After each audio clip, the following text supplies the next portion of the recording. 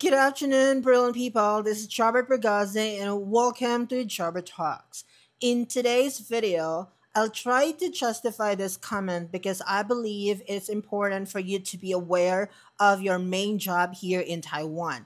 I already talked to you before that the moment mag-create tayo ng PowerPoint here, hindi lamang siya basta-bastang PowerPoint na ididikit-dikit mo lang yung mga pictures and all, yung kahit ano na lang. Hindi kasi pwede yan dito sa Taiwan. It should be binigyan mo ng mahabang panahon para ma-create mo yung PowerPoint.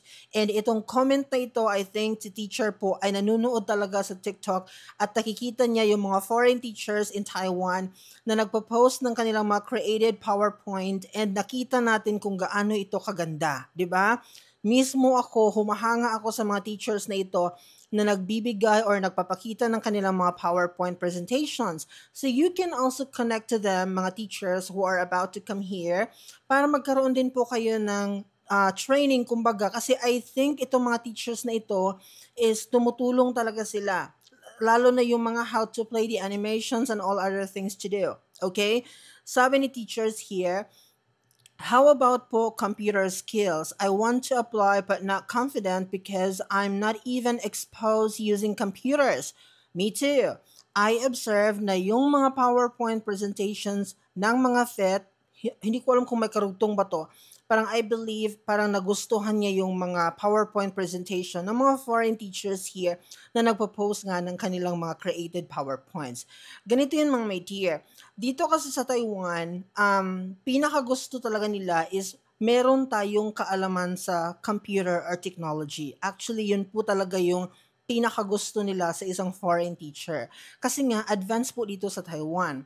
To tell you, madali kasing mag-create ng, for example, meron kang activity na nag-involve ng computer or technology. Ang dali-dali kasing gawin yan dito mga my dear because meron silang mga iPad. Pagdating ko dito sa aking ikalawang school, itong bago kong school ngayon, yung ratio ng kanilang iPad noon is hindi pa 1:1. So, meron pa silang parang yung malaking cabinet, yung parang doon nila i-charge yung iPad, tapos itutulak lang yan nila sa room kung saan mo gagamitin. Parang ganon. Pero, I think 2 weeks ago, nagkaroon ng, or may dumating ng mga bagong iPad sa school, and ngayon po currently, sa school ko ngayon, 1:1 na po yung ratio ng iPad. So, ibig sabihin nun, isang bata, meron talaga siyang iPad. At saka hindi na nila kailangan magtulak kasi andun na talaga sa kanilang mga classroom, meron na talagang mga iPad. So, if magaling po kayo, lalo na sa paggamit ng mga online application ngayon, yung mga educational na application na pwede nating magamit sa ating mga klase, kung magaling po kayo sa bagay na yan, naku, advantage po yan sa inyo pagdating dito sa Taiwan. Kasi check po na magugustuhan kayo ng school at saka ng mga estudyante ninyo kasi yan po yung gusto nila. Although, yung traditional way na isusulat sa whiteboard for example, or magbibigay kayo ng mga worksheets sa kanila para sulatan nila, ganun-ganun, sagutan nila yung mga activity or whatsoever, meron pa rin po sila dito, okay? Or pwede pa rin po natin yung gamitin. However, hindi sila masyadong, parang hindi nila bet yung mga ganung bagay. Kasi, pagod na po sila sa kakasulat ng kanilang mga workbooks kasi meron po silang ganun eh, no? Tapos may mga assignments po yan silang ginagawa. So parang sa atin pong part, sa foreign teacher, they wanna experience new. Something new na parang sa atin lang nila may experience. Parang ganun. So as a foreign teacher talaga, kailangan nating mag-isip na para bagang mag-offer tayo sa kanila ng something na bago sa kanila para naman ma-enjoy po yung mga bata. Parang ganun. So it's up to you mga my dear kung paano ninyo i-maneuver. Pero to give you an idea na magsusurvive pa rin kayo dito kahit hindi kayo ganun kagaling sa computer, tingnan nyo na lang po si Jobert. Kasi nakasurvive pa rin naman ako kahit paano, nakarating pa rin naman ako sa level na ito, umabot pa rin naman ako sa ganitong taon. This is my 4th contract, sinasabi ko na sa inyo, na hindi naman po talaga ako ganun ka-expose sa computer. Hindi din po ako ganun kagaling gumamit sa computer. So, ang ginagawa ko po, for example, nakikita ko yung local teacher na magaling siya. Okay? Magaling siya sa technology, magaling siya sa computer, whatsoever. Kasi may mga ganun tayong partners eh. So, ang ginagawa ko, tinatap ko talaga sila to help me kung ano man yung gusto kong gawin sa klase ko na nag-i-involve ng iPad, nag-i-involve ng technology. Ganon siya. So, kinukuha ko yung tulong nila sa mga part na yan. And ini-explain ko din po sa kanila na as a teacher, hindi talaga ako ganun ka-expose sa technology. Alam niyo po, kahit papaano naman, naiintindihan tayo ng school. Naiintindihan tayo ng mga Taiwanese. Kasi ini-explain ko sa kanila na back in the Philippines, hindi ganito yung school ko, wala kaming ganitong mga bagay, whatsoever. So, hindi talaga ako na-expose masyado sa ganitong teaching. So, naiintindihan po nila yan. Pero kung kaya nyo po mga my dear, kung kaya nyo po talaga na i-embrace yung reality na yan, ako kasi nahihirapan ako eh.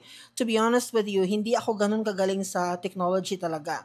So, kung kayo po sa inyong sarili, kaya nyo po siya. So, mag-ask po kayo ng tulong sa mga locals and then after that, siguro aralin ninyo and then i-apply ninyo siya by yourself. No? Kasi natututunan naman po natin yan.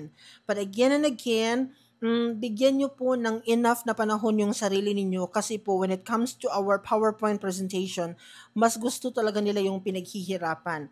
So right after sa video na ito, di ba nakaligo na ako, ready na yung mukha ko mga my dear.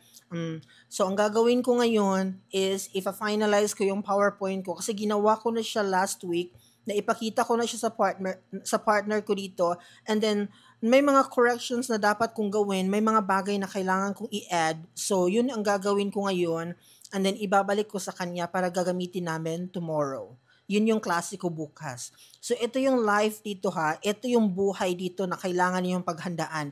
Kasi hindi pwedeng pumasok tayo mga my dear sa ating classroom na wala tayong dala-dala. 'Di ba sa Philippines sometimes if pagod tayo, tapos marami tayong mga iniisip na problema, pwede tayong pumasok sa ating room na dala lang natin yung sarili natin and we talk something else na gusto nating pag-usapan. Dito kasi no, kailangan talaga everyday handa po tayo at hindi lang basta handa. Pinaghihirapan po natin yung PowerPoint na ginagawa natin. Ako po ay hindi masyadong magaling sa computer at hindi din po ako magaling masyadong gumawa ng PowerPoint. Pero pinaghihirapan ko po yung mga PowerPoint na nabubuo ko. And in fairness, hindi naman siya yung pinakaputyo-putyo talaga na makikita ninyo sa normal na isang teacher na hindi talaga nag-effort. Kasi yung sa akin, hindi man siya ganun kabongga sa nakikita ninyo sa TikTok, kaya nga hindi ko siya pinopost. Pero makikita mo talaga sa PowerPoint ko na pinaghirapan ko talaga siya. In fact, grabe yung effort na ginawa ko doon. Ilang oras ko siyang tinutukan at pinag-isipan, lalo na nasa elementary level na ako ngayon, so mas doble po yung hirap na in-exert ko or effort na in-exert ko para sa aking mga PowerPoint presentation. So yun lang. Na-mention ko na sa inyo ito dati na ito yung pinakamahirap na part na kailangan nating ilaban dito sa Taiwan. And totoo talaga ito wherever you are in Taiwan. Pero may mga schools din naman dito na they don't care about your presentation. Maswerte ka po kung ganun po yung buhay ninyo. But I'm talking to you sa aking experience kasi yung first at saka yung second school ko ngayon, hindi po sila okay na yung PowerPoint natin is hindi natin pinaghirapan.